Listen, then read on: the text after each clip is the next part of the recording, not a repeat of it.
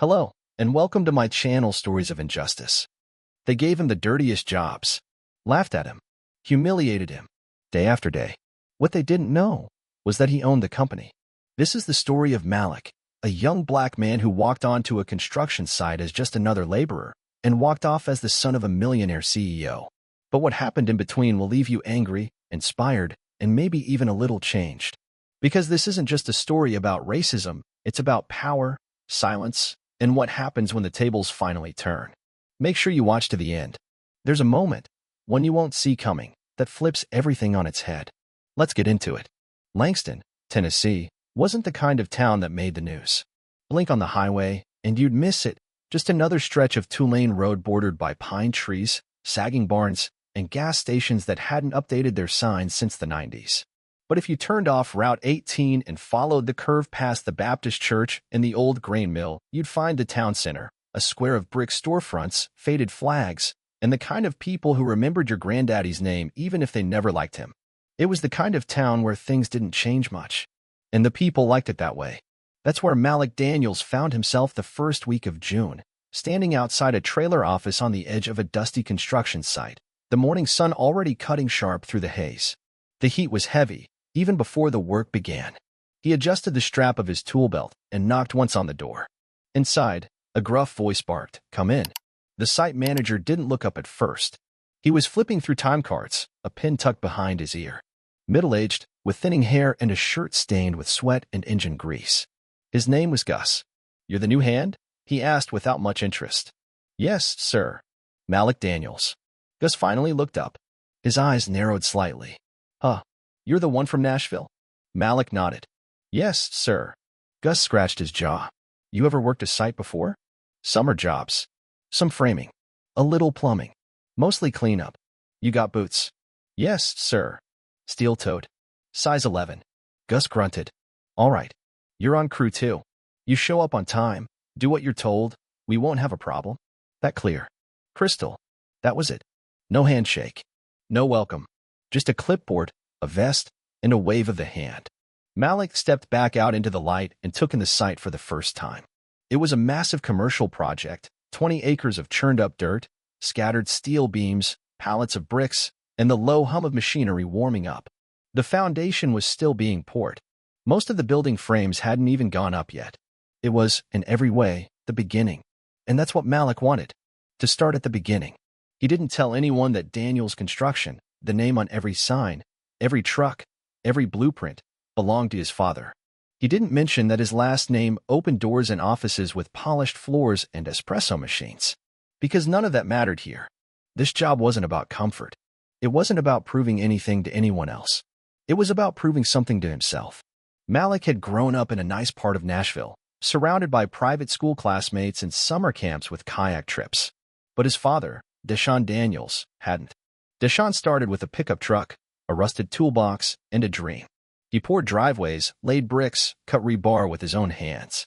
And he never forgot the way people looked at him when he first showed up on job sites, black, young, and confident.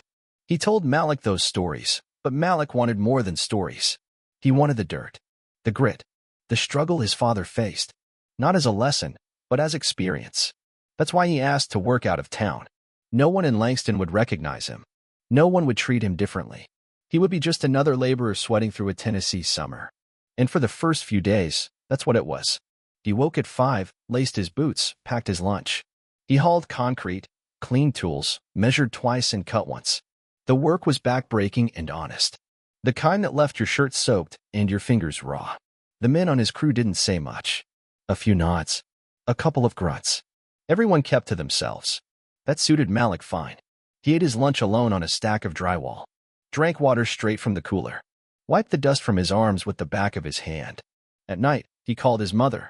Told her he was doing well. Told her the work was hard but satisfying. He didn't call his father. Because this was his journey. His test. He didn't want shortcuts. He wanted the long way. The hard way. And so far, he was earning every mile of it. But things in towns like Langston don't stay quiet forever. And Malik was about to learn that on some job sites, it isn't just the sun that burns. By his second week on the job, Malik Daniels knew the layout of the site better than his own apartment back in Nashville. He knew where the gravel gave way to mud near the south trench, where the rebar racks cast shade just before noon, and which ladder steps creaked when you were climbing with a load of tools. He knew how the air changed after the concrete was poured, how the scent of wet cement clung to your clothes, and how silence felt different when it wasn't peace, but waiting. It wasn't just about the work anymore. It was about reading the space between things. Like how no one asked Malik questions unless they had to.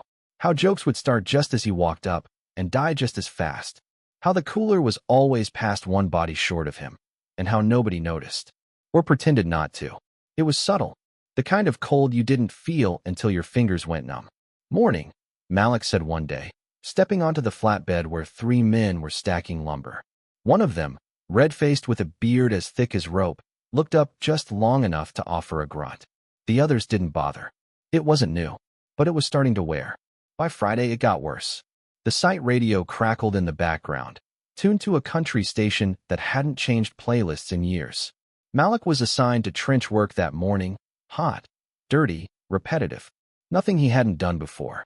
But this time, Gus, the foreman, handed him a different set of gloves. Thin ones. Worn out. "Don't we have the rubber sets for trenching?" Malik asked, inspecting the torn fabric. "They're all in use. You'll manage," Gus said without looking up from his clipboard. Malik didn't argue. He just took the gloves and walked to the trench, biting back the urge to ask who exactly was using the rest. Because he already knew the answer. By lunch, his hands were scraped raw. That was the first time he heard it. He was walking past the crew's shade tent when someone said, low but clear, "Boy looks like he ain't touched dirt a day in his life. Probably got his hands insured." Laughter followed. Dry, sharp.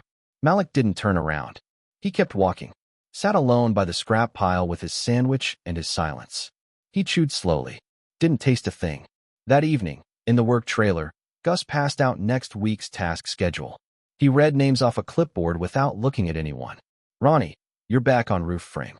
Derek, concrete south side. Travis, drywall east unit. Malik." He paused. "Porta potties. Clean and reset." A few chuckles rippled through the room. Gus didn't smile. Didn't explain. Just moved to the next name. Malik's stomach dropped. Not because the task was beneath him, but because it wasn't just a task. It was a message. He met Gus's eyes. The older man gave nothing back. No smirk. No mockery. Just a blank, tired look like this was all part of some quiet order he didn't have time to question. Malik walked out into the evening light. The sky burnt orange and heavy with summer heat. He sat on the tailgate of his truck and stared at the dirt for a long time. His hands still ached. His shirt smelled of concrete and metal and something else, something harder to name. And for the first time since arriving in Langston, Malik felt it. Not just the weight of the work, but the weight of being watched. Not seen, not known. Watched. He pulled out his phone. Thought about calling his father. Thought about his mother's voice, soft and steady, telling him to stay strong. But he didn't press dial. Instead, he opened his notes app and typed 2 words. Stay calm. He closed his eyes, took a slow breath, and promised himself, tomorrow, he'd show up. On time. Head high. No matter what. Because Malik Daniels didn't run. Not from mud. Not from names. And definitely not from men who mistook quiet for weakness. But he had no idea how far they were willing to go. Not yet. By now, Malik Daniels had stopped checking the clock during lunch. Time didn't mean much when your name wasn't said unless someone needed to dump something on you. Literally or otherwise. 3 weeks in, and the silence around him had twisted into something uglier. He was no longer just ignored. He was the joke. The warning. The scapegoat. It started that Monday morning, right at the tool trailer. Someone had scrawled a message on the back wall in thick Sharpie, just above the locker they'd given him. "We don't want no Obama's leftovers." The handwriting was rough. Rushed. Confident. The kind of thing you write when you don't think anyone will stop you. Malik stared at it for a long second, then quietly opened his locker and got to work. He didn't tell anyone. What would be the point? By mid-morning, Gus had him assigned to pick up shattered concrete slabs. Handwork, no loader, across the far end of the site, past the porta-johns where the stench clung to your nostrils like glue. As he bent down to grab a jagged hunk of slab, Ronnie sauntered past. "Careful, boy," he drawled. "Pick up too much at once and your welfare check might bounce." Laughter erupted behind him for maybe 5 of them. The kind that rides on cruelty, not wit. One of them added, ain't he supposed to be in a diversity brochure somewhere, not underfoot? They didn't care if Malik heard. They wanted him to. That day, they gave him the worst job on the site, shoveling sludge from the drainage ditches that hadn't been cleared since spring. It wasn't soil. It was filth, dead leaves, stagnant water, animal waste, and the thick, sickening smell of rot. They didn't give him rubber boots. They didn't give him a hose. Just a shovel. Just a laugh. By noon, his pants were soaked to the knee in black water. He was crouched low, hands deep in the muck, when someone walked by and snapped a picture. Malik looked up. It was one of the younger guys, barely 20, holding his phone sideways. He grinned. Just making sure we got a photo of the help for company records. More laughter. Malik didn't say a word, but his jaw clenched so tight he thought his teeth might crack. Later, when he returned to wash up, the portable water tank had been drained. He asked Ronnie where to find a refill. Ronnie spat on the ground and said, maybe if you lick it up, you'll get that same government hydration you people always ask for. It wasn't even a joke anymore. It was performance. They were testing how far they could push him. And he still didn't break. He just kept showing up. But the next day, they took it further. They gave Malik a job under the storage trailer, clearing a rat infestation that no one had dared touch in 6 months. They said it had to be done. Said he was small enough to squeeze in. He knew what it meant. Still, he crawled in on his belly, through mud and webs and shadows. His shirt clung to his skin. His hands felt the skitter of things alive and moving. His head slammed against rusted beams twice. Then above him, outside, he heard the voices again. This time clear. Bet he's under there eating scraps. Probably feels like home. Should have tied a rope round his ankle so he don't run off. Another laughed, might come out with a tail. Malik froze. Dirt in his mouth. Blood on his knuckles. He lay there flat on his stomach, in the dark, beneath rusted metal, humiliated past language. And for the first time since he arrived, he wanted to scream. Not for help. Not for justice. Just to scream. But he didn't. He crawled out, slowly, into the light. Covered in filth. Smelling like rot. Face unreadable. They didn't even look surprised to see him emerge. One man, tall, wiry, with a cruel smile, handed him a rag. You missed a spot, champ. He didn't take it. He just stood there. And for a moment, there was silence. Not out of respect. Out of disappointment. Because he still hadn't cracked. But he was close. And then, just as the next round of laughter was building, the sound of tires crushed the silence. Crunch. Slow. Steady. A long black Escalade rolled up onto the gravel, dust curling behind it. Every head turned. The truck gleamed like it didn't belong here, like it had never touched dirt. It stopped just a few feet from the site's edge. The driver's door opened, and the man who stepped out wasn't here to ask questions. He was here to end something. But no one on that site, not even Malik, was ready for what came next. Nobody moved. The Escalade's engine cut off, and the sudden silence wrapped around the construction site like a noose. Malik didn't turn. Not at first. He stood in the middle of the gravel lot, chest rising and falling, his shirt soaked in sweat and filth, his skin crusted with dried mud and humiliation. Behind him, the crew shifted, murmured. Laughter died on their lips. Someone swore under their breath. The door opened. A polished black loafer touched down on the gravel. Then another. Deshaun Daniels stepped out of the SUV like he didn't belong to the same world that surrounded him. Tall. Clean-cut. Dark slacks, navy shirt, sunglasses resting just above sharp, unreadable eyes. He didn't glance around. Didn't hesitate. He just walked. His stride was unhurried. Controlled. He stopped a few feet from Malik. Then, quietly. Take off the vest, son. Malik turned, breath caught in his throat. The word son wasn't for effect. It was real. Behind them, someone whispered, wait, that's... But no one finished the sentence. Malik peeled off the stained high-vis vest, dirt flaking off like old paint. His hands were trembling, not from fear, but from the weight of what was finally happening. Deshaun looked him over. Slowly. Not with pity. Not with shame. With recognition. You good? He asked. Malik gave the smallest nod. Deshaun turned to face the crew. And just stood there. No shouting. No threats. Just that quiet presence, the kind that says everything you thought you understood is wrong now. Then came Gus.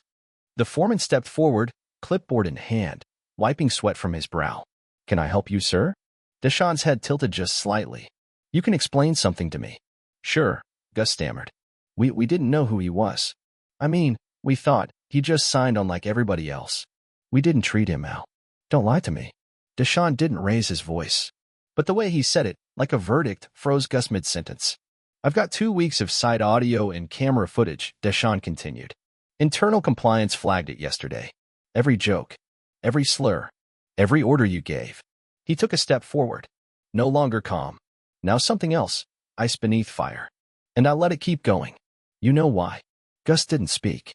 I wanted to see what kind of men worked here. And now I know. Behind Gus, the others began to shift. Ronnie stepped back. A few younger guys turned pale. Malik stayed quiet. He didn't need to say anything now. Deshaun pointed at the trailer. Call your crew inside.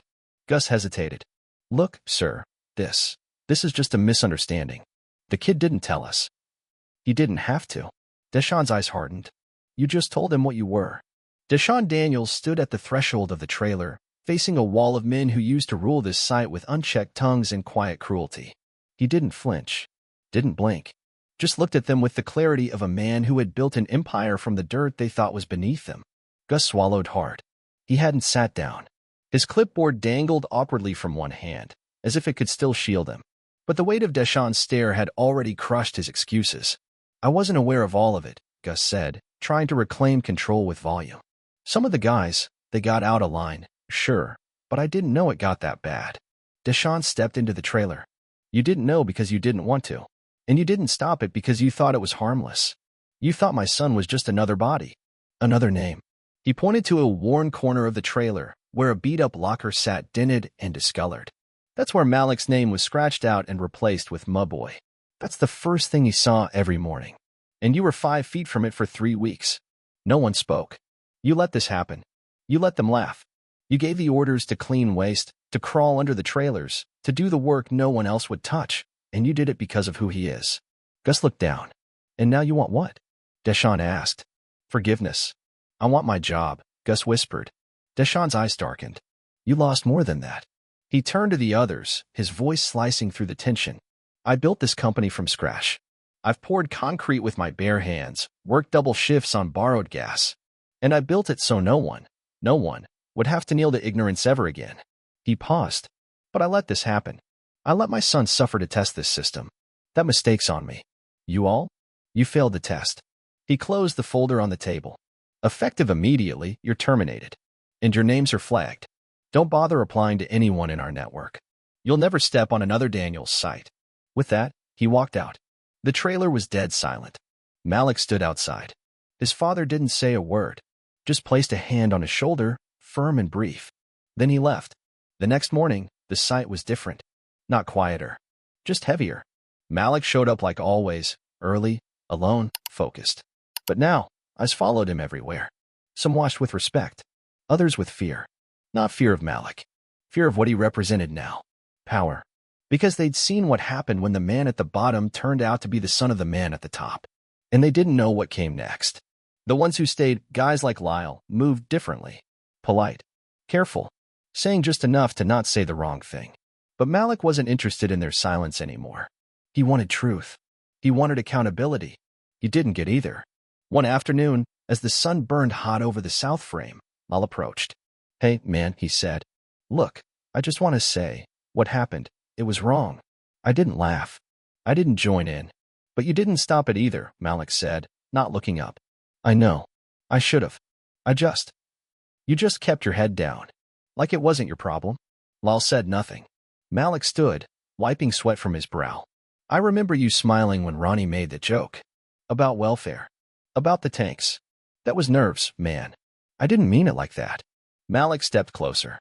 Every joke you didn't stop gave them permission. Every silence was a green light. Lyle lowered his eyes. I want to do better, he said. Then start by owning what you didn't do. He walked away. The pressure didn't come from what had been said anymore. It came from what hadn't. From the weight of inaction. The guilt hiding behind forced politeness. And Malik carried it all. He carried it every day in every corner of the site. But he didn't bend. Not anymore. He kept showing up. Kept working. Kept making it clear. You don't have to be loud to change everything. Sometimes, silence speaks the loudest. And now, every footstep Malik took echoed through the concrete like a reminder. Someone is watching. Someone is listening. And nothing will ever be the same again. The shift was subtle, but it was real. In the weeks that followed the firings, Daniel's construction didn't just clean house, they started changing the blueprint. HR swept in with new policies. Site managers underwent emergency sensitivity training. Quiet observers from headquarters arrived on rotating shifts, watching, listening, documenting. But Malik knew paperwork alone couldn't fix what he'd lived through. This wasn't about policies. It was about culture. And culture didn't change from the top down. It had to rise from the dirt. So Malik decided to start where everything had first gone wrong on the site floor. He didn't make speeches. He didn't demand meetings. He watched. He listened. And when the moment was right, he acted. It started with the brake trailer. One morning, Malik arrived early. Earlier than usual. He brought in a second coffee machine, cheap, old, but working, and placed it next to the stained one nobody ever touched. Then he left a box of clean mugs, not paper cups. No note. No name. Just action. That morning, Lal walked in, blinked at the fresh machine, then saw Malik already on site, hammering frame joints alone. He said nothing. But that evening, he brought a fresh tin of coffee grounds. The next day, someone added creamer. Then sugar packets. By Friday, the brake trailer smelled like something human again. The next step came with the young guys, new hires who hadn't been around during the worst of it.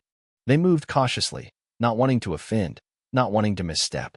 One of them, a quiet guy named Eli, kept to himself. Malik saw the look in his eyes, the same one he'd carried for weeks. So one afternoon, Malik walked over during water break and asked a simple question. "You ever framed before?" Eli shook his head. Malik handed him a nail gun. "Let's learn." Word spread fast. By the following Monday, new guys were rotating through Malik's section, not because they were told to, but because they wanted to. He taught without lecturing. He corrected without shaming. And slowly, the site began to bend, not in fear, but in respect. But not everyone was ready. Some of the older workers still bristled when Malik walked by. Not openly, but with the tight shoulders and two loud laughs of men who resented the reminder of their failure. One of them, Donnie, waited until Malik was alone at the end of a shift. "You think you're better than us now, huh?" he muttered, voice low but sharp. Malik didn't stop stacking lumber. "You think you got us fired, scared, walking on eggshells?" Malik finally looked at him. "I didn't get anyone fired. You fired yourself."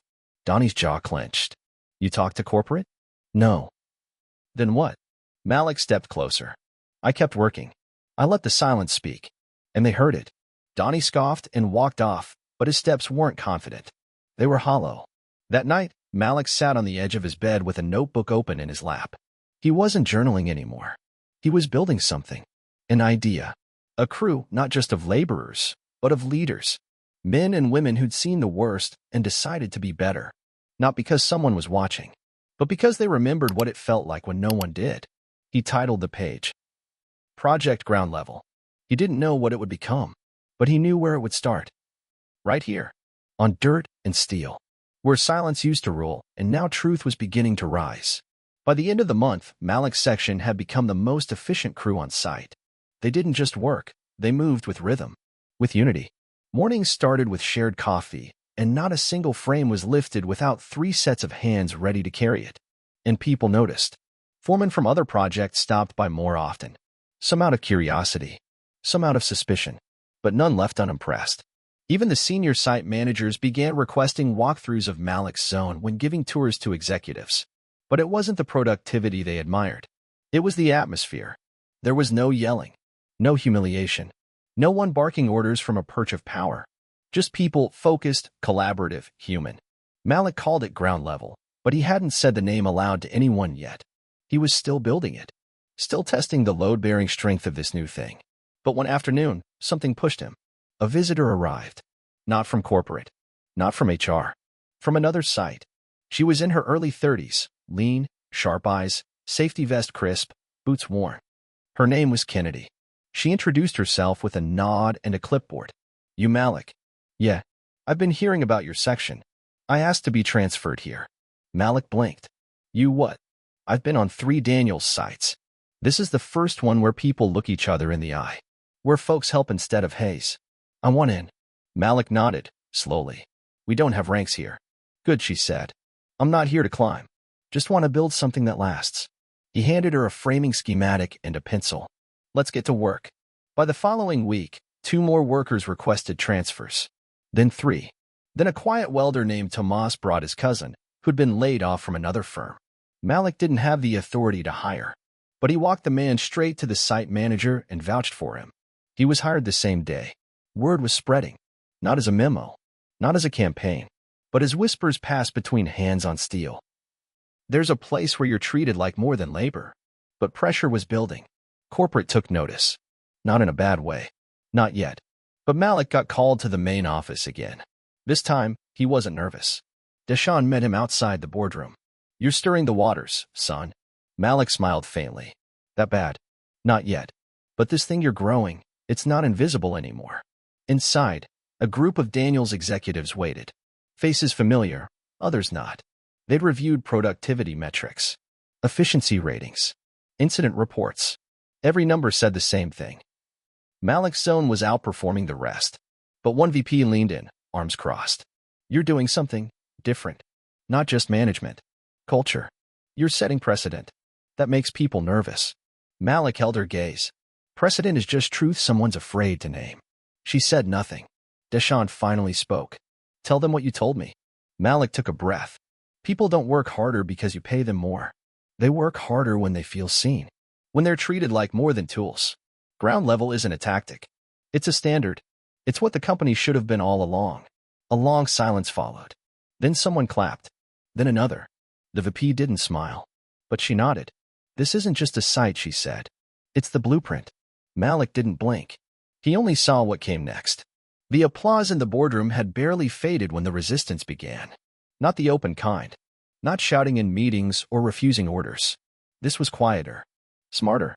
The kind that slithered through back channels and carried clipped phrases and closed-door whispers. The kind Malik knew all too well. Ground level had been given room to grow. But now, someone was laying traps beneath the surface. It started with the overtime sheets. Malik's crew began noticing discrepancies. Logged hours mysteriously shortened. Breaks recorded where none were taken. On paper, they looked lazy, disorganized. Kennedy brought it to Malik first. "Somebody's messing with the logs. These aren't mistakes. It's deliberate." He believed her. Then the supply delays began. Orders that should have taken 2 days stretched to 5. Tools went missing. Safety gear didn't arrive. Crews from other zones started blaming ground level for project delays. And then the rumors started. That Malik was building a faction. That he was turning workers against leadership. That he wanted more than respect, he wanted control. He knew where it came from. And he wasn't surprised when he saw the source with his own eyes. Ronnie. He was standing just outside the North Gate one morning, cigarette in hand, talking to Donnie and 2 other men Malik recognized from the early days. They weren't on payroll, but they were watching. Waiting. Ronnie locked eyes with Malik across the yard. And smiled. Not friendly. Predatory. They were back. Not officially. But connected to someone who still had influence in Daniel's construction. Someone who didn't like what ground level represented. That night, Malik called Deshawn. "They're trying to rot it from underneath." Deshawn didn't hesitate. "Names. I don't have all of them yet. But Ronnie's circling. And someone from corporate is letting him." Deshawn was quiet for a long moment. Then, "You want me to shut it down?" Malik stared at the floor of his apartment, where old work boots sat beside blueprints and notebooks filled with crew logs. "No," he said. "Not yet." He had built this with dirt, sweat, silence, and dignity. And he wasn't going to let someone take it apart in the dark. He started documenting again. Not just notes. Video, audio, digital timestamps, witness logs, cross-checks with delivery receipts. And then he did something no one expected. He started talking. At lunch, at break, on site, he told the crew what was happening. No paranoia. Just facts. He told them about the changes to their hours. The supply sabotage. The returned faces. He didn't ask them to fight. He asked them to stay honest. "We don't need to yell. We don't need to punch. We just need to keep building." And document everything. The next day, a wall in the break trailer held a pin poster. Ground level accountability board. Crew logs. Material arrivals. Shift sign-ins. Safety issues. Visible to all. Editable by any. It was democracy taped to drywall. And it made the shadow war harder to fight. Because now, silence wasn't on their side. Truth was. And Malik wasn't alone anymore. But he knew the real fight hadn't started yet. Because power doesn't like being challenged quietly. It likes to break things loud. and the noise was coming. By the time the notes on the board reached 30, ground level was no longer just a crew, it was a movement. Malik felt the shift. The quiet nods. The shoulders that once tensed now relaxed when he walked by. People stood a little straighter, asked better questions, made fewer excuses.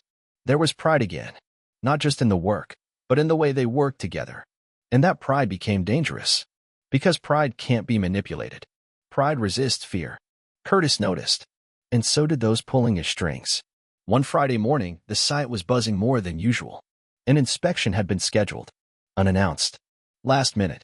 A corporate rep from legal and 2 safety compliance officers walked the grounds, escorted by Curtis, who looked too pleased. Malik watched them from a distance. Marissa approached him, clipboard in hand. They didn't tell me they were coming. That's not protocol.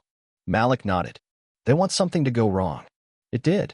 By noon, the inspectors had flagged the accountability board. Not the idea of it, but the fact that it wasn't sanctioned. They called it an unvetted communication channel and shut it down on the spot. The wall came down. The posters, the notes, everything. Torn off like they were graffiti, not testimony. Curtis stood at the edge of the brake trailer, arms folded. Malik walked straight up to him. You afraid of a bulletin board, Curtis? Curtis didn't flinch. I'm afraid of division. That board creates sides. You versus the rest. No, Malik said. That board exposed the truth. You're the one trying to create sides. Curtis smirked. You think you're leading something. But all it takes is one call to freeze your progress. One signature to end your little rebellion. It's not rebellion, Malik said, voice steady.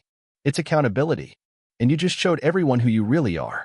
That night, Malik sat alone in the site trailer, the old board's remains in a box beside him. He was tired. Not physically. Soul tired. The kind of fatigue that comes from standing up too long while the ground shifts beneath you. Then Kennedy walked in. She placed a folder on the table. Inside, photos. Screenshots. Testimonies. Proof that Curtis had been manipulating logs. Reassigning supplies. Interfering with crew management, all off the books. Malik looked up. You sure? She nodded. Triple sourced. And I didn't get it alone.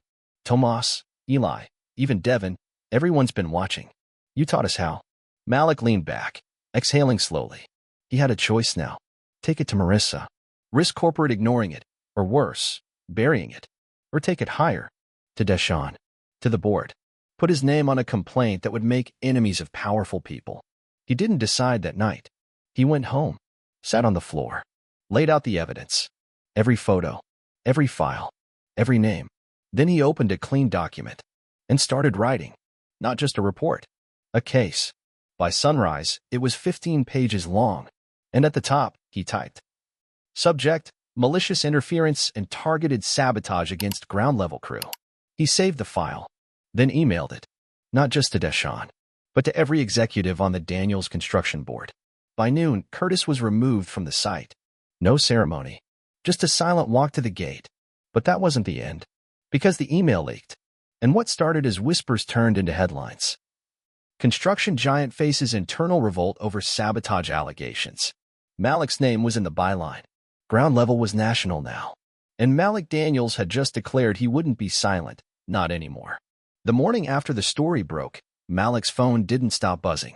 News outlets, activists, workers from other construction sites, even former Daniels employees.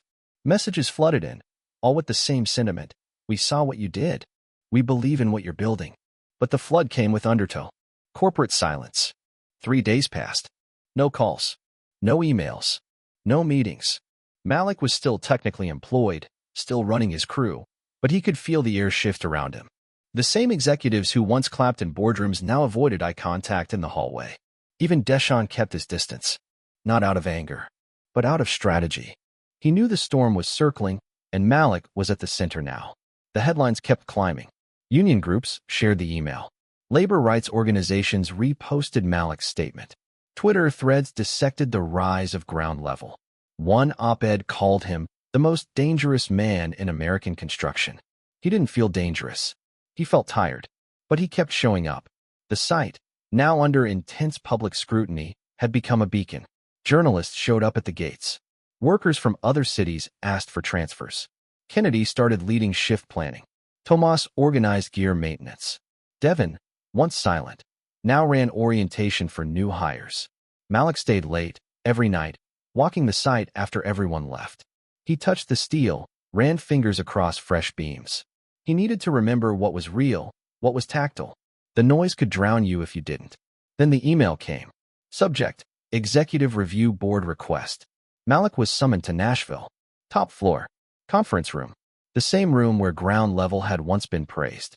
But this time, it felt different. The board sat around a long mahogany table.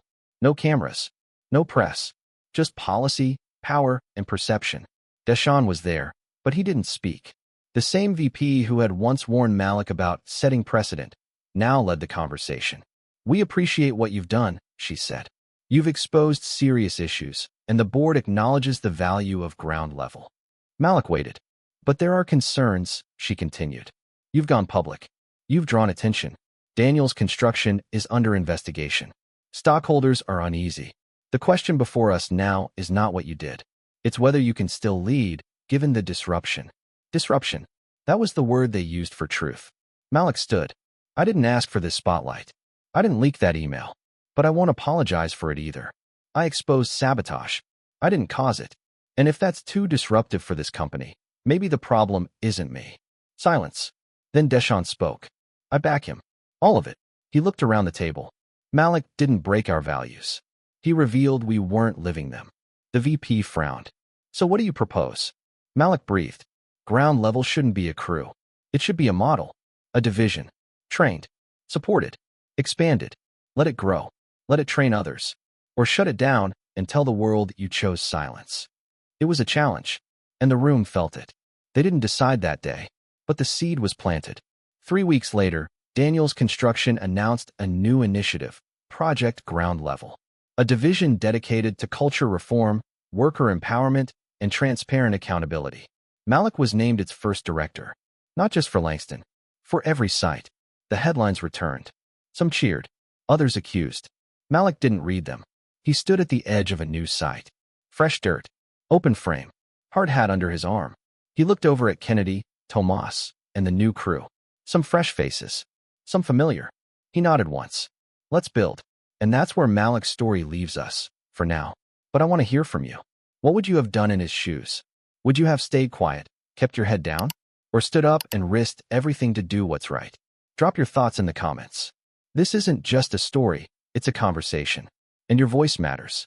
If this story hit you, if it stayed with you, go ahead and tap that like button. It helps push stories like this into the algorithm where more people can actually see them. And if you're into real stories, the kind that make you think, that stay with you after the screen goes dark, subscribe. We've got more stories coming, and you don't want to miss them. Thanks for watching. Thanks for listening. And as always, take care of yourself and each other. I'll see you in the next one.